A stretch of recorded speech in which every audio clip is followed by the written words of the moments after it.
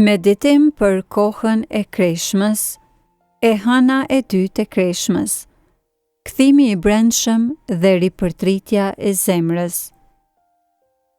Qoftë lëvduar Jezu Krishti, të dashur dëgjues të Radio Marisë së Kosovës. Ju përshëndes unë Nora Ukaj në këtë hënë të dytë të kohës së kreshmës. Pas dritës së fuqishme të shndrimit, që na dha një parashijim të lavdisë së ardhshme, sot kthehemi sërish te thelbi i kreshmës, thirrja për kthim të brendshëm dhe ripërtritje të zemrës. Ky nuk është thjesht një ndryshim sjelljeje, por një shndrim i thellë i qenies sonë.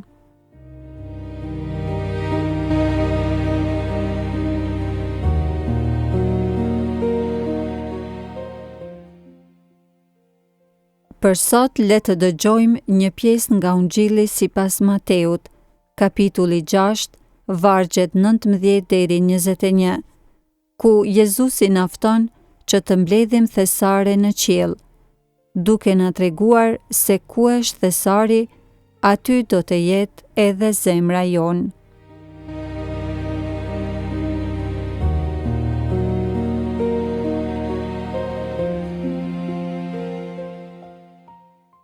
Mos grumbulloni për vete thesare mbi tokë, ku i brejnë tenja e ndryshku, ku vjedhësit birojnë muret e vjedhin.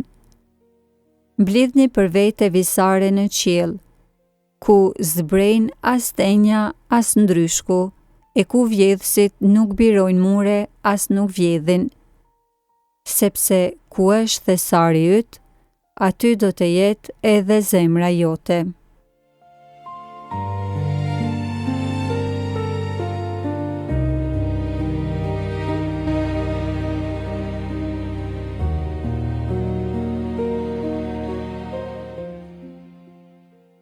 Të dashur dëgjues, fjalët e Jezusit sot na bëjnë që të reflektojmë mbi atë se çfarë vlerësojmë vërtet në jetën tonë. Ku e kemi vendosur zemrën tonë? Cilat janë thesaret që kërkojmë me gjithë qenjen tonë? Kreshma është një kohë e përshtatshme për të reflektuar thellë shpirtërisht dhe për të rishqyrtuar prioritetet tona. Kthimi i brendshëm, ose në greqisht metanoia, nuk është thjesht të pendohesh për mëkatet e bëra, por të ndryshosh drejtimin e jetës. Të kthesh zemrën plotësisht drejt Zotit. Kjo do të thotë që të heqësh dorë nga ato gjëra që të mbajnë të lidhur me botën dhe që të pengojnë të ndjekësh vullnetin e Zotit. Jezusi na paralajmëron kundër mbledhjes së thesareve toksore. Kjo nuk do të thotë se pasuria materiale është e keqe në vetvete, por se lidhja jonë e tepërt me të mund të bëjë që pasuria materiale të na duket idhull, duke na larguar kështu nga Zoti. Kur zemra jonë është e mbushur me dëshira për gjëra materiale, atëherë nuk mbetet shumë vend për Zotin dhe për vlerat e mbretërisë së Tij. Pendesat e kreshmës, si agjërimi, lutja dhe lëmosha, janë mjete që na ndihmojnë në këtë proces të kthimit të brendshëm. Agjërimi na çliron nga skllavëria e dëshirave trupore, si dhe na ndihmon që të vëmë në vend të parë Zotin. Lutja na lidh me Atin dhe na ndihmon që të dëgjojmë zërin e Tij. Lëmosha na hap zemrën ndaj të tjerëve dhe na bën që ta ndajmë atë që kemi. Kthesa e zemrës është një veprim i vazhdueshëm. Nuk është diçka që e bëjmë një herë dhe pastaj e harrojmë. Çdo ditë jemi të ftuar që ta ripërtrijmë angazhimin tonë ndaj Zotit, që të heqim dorë nga egoizmi dhe të kërkojmë vullnetin e Tij. Kjo ripërtritje e brendshme na bën të aftë për ta parë botën me sytë e Zotit, si dhe që të jetojmë sipas vlerave të Ungjillit. Le ta shfrytëzojmë këtë të hënë për të pyetur veten: ku është thesari im?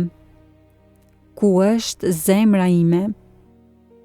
Dhe më pas të bëjmë hapa konkrete për ta zhvendosur zemrën tonë drejt thesareve të qiellit, duke u dhuruar më shumë Zotit dhe të tjerëve.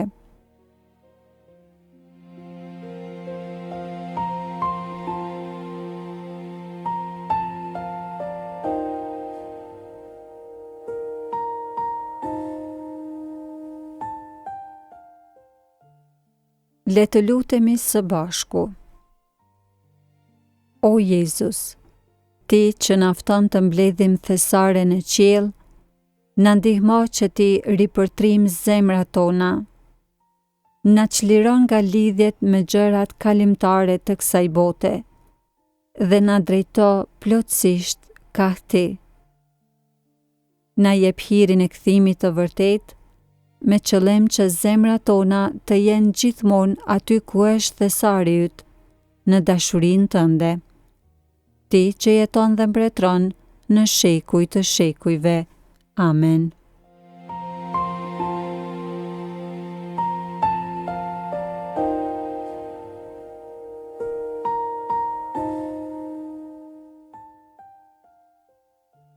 Të dashur dëgjues të Radio Maris, për këtë të hënë, juftoj që të zgjidhni një zakon, një shprehi apo një dëshirë, një gjë materiale që ndjeni se po ju pengon që të afroheni më shumë me Zotin.